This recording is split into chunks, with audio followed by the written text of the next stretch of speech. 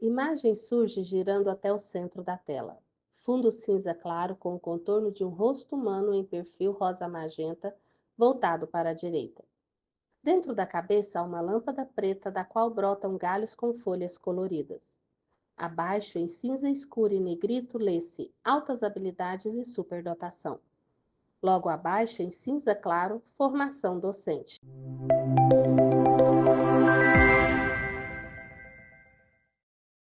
Slide: fundo branco com bordas em cinza, rosa e amarelo claro. À esquerda, no topo, o logotipo do Instituto Federal Goiano, quadrados verdes e ponto vermelho.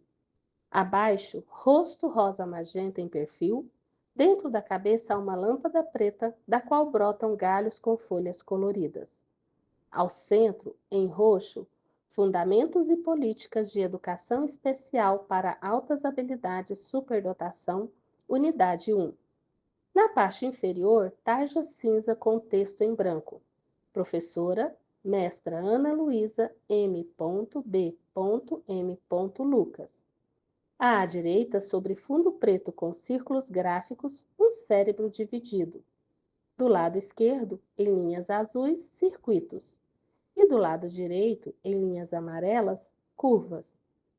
Uma mão humana aponta com o indicador para o centro iluminado. Cenário de estúdio. Ao centro, professora da disciplina, mulher de pele clara, cabelos castanhos com mechas avermelhadas, lisos e soltos sobre os ombros. Usa óculos de armação escura e blusa cinza de manga curta com 2 botões no ombro esquerdo. No canto inferior esquerdo, tarja verde com o texto Professora Ana Luísa e o logotipo do Instituto Federal de Goiás. Olá! Nessa unidade, nós vamos falar, nessa primeira disciplina, de Fundamentos e Políticas de Educação Especial para Altas Habilidades e Superdotação. Nessa unidade 1, Alterna entre slides e o estúdio, onde a professora ministra a aula. O conteúdo dos slides será lido por ela. nós vamos falar um pouquinho sobre os aspectos do que é a altas habilidades e superdotação, quais são os aspectos e as características dos alunos com altas habilidades e superdotação. Então, primeiramente, no artigo 1 postado para vocês nessa aula, como leitura obrigatória, nós temos um texto de Virgolim 2021. Nesse texto, ela discute logo na introdução sobre as inteligências cognitivas e não cognitivas. E ela ressalta que a partir do século XX existiu-se uma preocupação muito grande em definir-se e estudar os aspectos não cognitivos da inteligência. Então, nesse primeiro momento, vamos compreender o que é inteligência e quais são os aspectos cognitivos e não cognitivos. Então, a inteligência ela é concebida como a capacidade de aprender, raciocinar, resolver problemas e adaptar-se ao ambiente. E esse conceito é um conceito em evolução. Uh, Anteriormente ao século XX, entendia-se que a inteligência era um conceito fixo, mensurável e tornou-se um conceito múltiplo e dinâmico. Então, quais seriam os aspectos cognitivos da inteligência? Neste primeiro momento, vamos discutir então quais são os aspectos cognitivos e não cognitivos da inteligência. O conceito de inteligência, o que a gente entende como inteligência? Inteligência é a capacidade de aprender, de raciocinar, de resolver problemas e adaptar-se ao ambiente. Esse conceito de inteligência é um conceito em evolução. Anterior ao século XX, entendia-se a inteligência como algo fixo e mensurável. A partir do século XX, da década de 60 mais ou menos, passou-se a compreender a inteligência como algo múltiplo e dinâmico, ou seja, em constante mudança e evolução. Então, quais seriam os aspectos cognitivos da inteligência? A inteligência cognitiva está relacionada às funções mentais básicas e complexas, ou seja, nossa capacidade de raciocinar logicamente, nossa memória, atenção, a nossa resolução de problemas e como nós lidamos com os problemas, a compreensão verbal e numérica. Tradicionalmente, os aspectos cognitivos da linguagem e da inteligência são medidos pelo coeficiente de inteligência, ou QI. e associado ao desempenho escolar e acadêmico. Já os aspectos não cognitivos da inteligência são o que alguns teóricos vão chamar de soft skills, ou competências moles, competências voláteis, que são as características pessoais e emocionais que influenciam o uso da cognição, ou seja, a motivação, o autocontrole, a empatia, a resiliência, o autoconhecimento e as habilidades sociais, que nós vamos desenvolver ali ao longo da vida. Então, os aspectos não cognitivos atualmente são considerados essenciais para a adaptação à liderança e à convivência em sociedade. E aí nós temos a teoria das inteligências múltiplas, de Howard Gardner, que faz base para esse conceito de inteligência e de aspectos cognitivos e não cognitivos. E na teoria das inteligências múltiplas, Gardner considera como parte das nossas capacidades de desenvolver inteligências a linguística, a lógico-matemática, a inteligência interpessoal e intrapessoal, ou seja, como eu me relaciono com os outros e como eu me compreendo, a inteligência musical, corporal, naturalista e espacial, a nossa capacidade de compreender o ambiente que nos cerca. Além disso, nós temos também a teoria triárquica da inteligência de Robert Sternberg, 2009, né, que vai falar sobre a inteligência analítica, criativa e prática. Então, o que nós compreendemos dentro disso? A inteligência analítica é aquela de analisar os problemas, de analisar o mundo ao nosso redor. A criativa envolve nosso potencial de criar novos instrumentos, novas práticas, e a inteligência prática. Então, esses são os conceitos que permeiam o conceito de altas habilidades e superdotação, tendo em vista que vamos falar de inteligências quando falamos em altas habilidades e superdotação. E aí, o que é, então, as altas habilidades e superdotação? Para a nossa legislação, as altas habilidades são alunos que demonstram potencial elevado em qualquer uma das seguintes áreas, isoladas ou combinadas. Então, pode ser aquele aluno que tem uma desenvoltura intelectual ou acadêmica, de liderança, de psicomotoricidade, ou seja, que tem uma habilidade motora e de desenvolvimento corporal alta, e desenvolvimento em artes.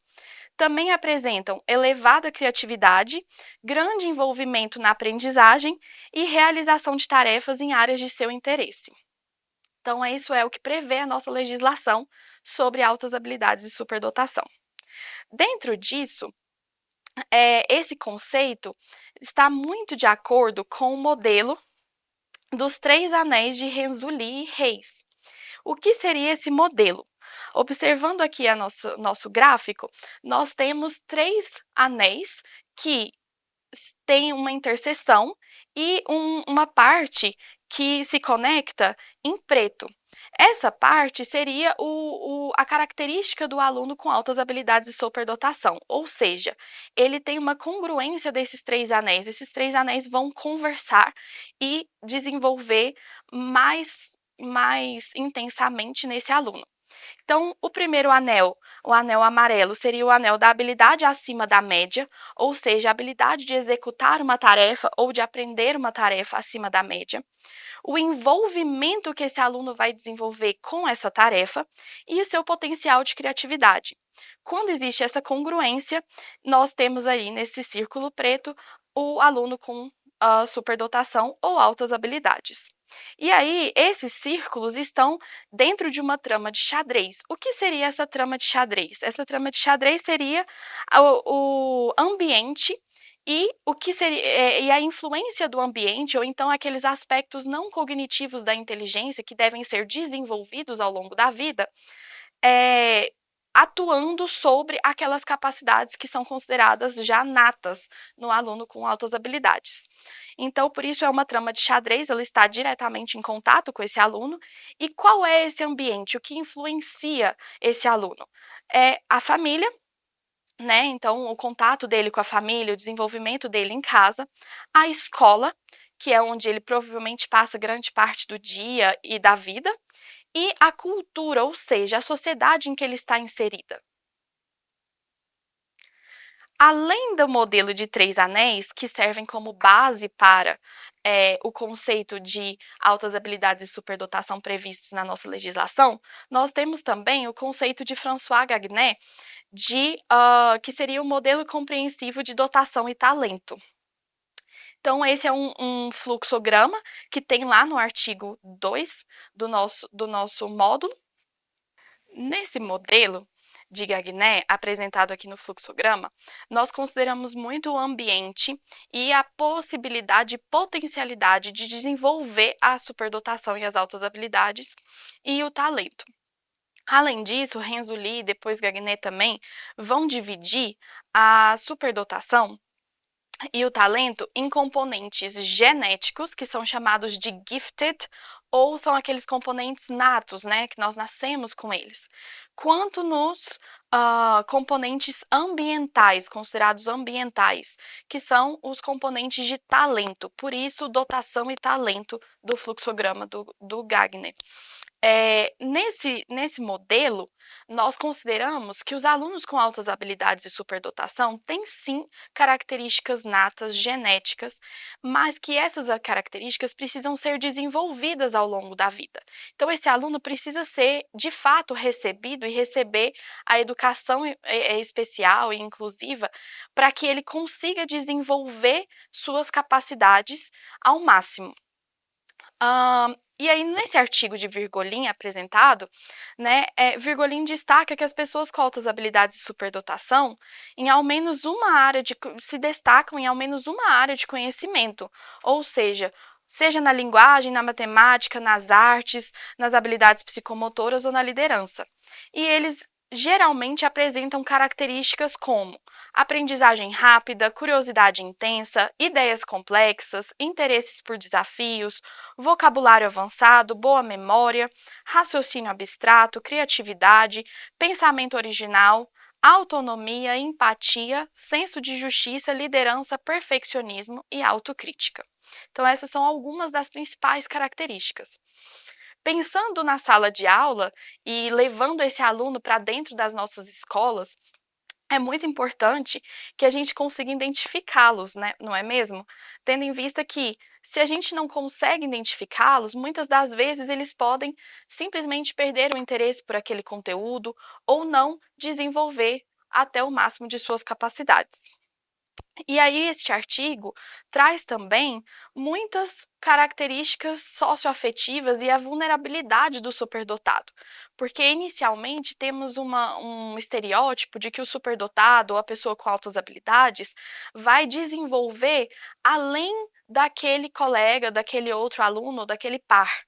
Entretanto, esses alunos, eles têm altos e baixos da superdotação.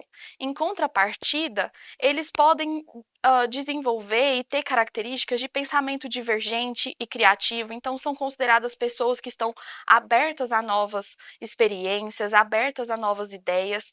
Entretanto, muitas das vezes têm dificuldade em compreender ou aceitar ideias divergentes.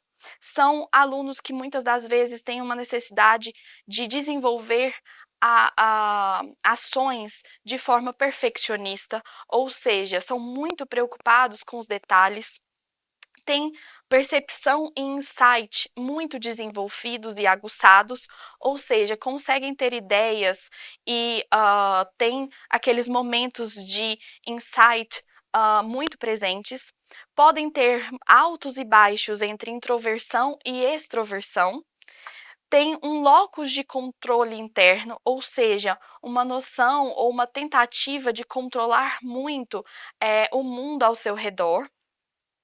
São muitas das vezes assíncronos, né, desenvolvem assincronia, ou seja, não conseguem acompanhar em tempo síncrone o que está acontecendo, porque podem estar com um pensamento muito mais acelerado do que aonde o conteúdo ou a sala de aula, pensando nesse contexto de sala de aula, se encontra, e muitas das vezes podem desenvolver algumas supersensibilidades.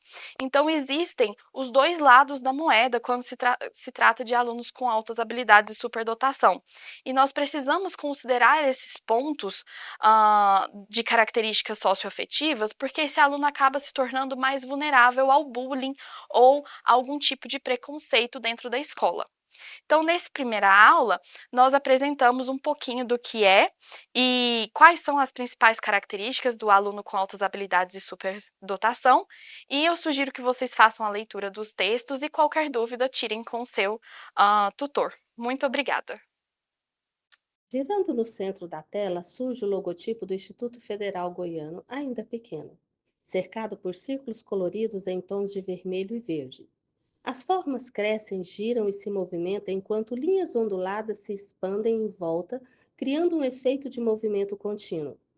Com o passar dos segundos, os círculos aparecem e desaparecem suavemente até que o logotipo se firma no centro da tela. A letra I, estilizada, formada por quadrados verdes com um círculo vermelho no topo e uma folha verde no canto direito. Logo abaixo, em letras pretas, está escrito Instituto Federal Goiano. Na cena final, o logotipo permanece em destaque e surge a frase em preto: Ensino público gratuito e de qualidade.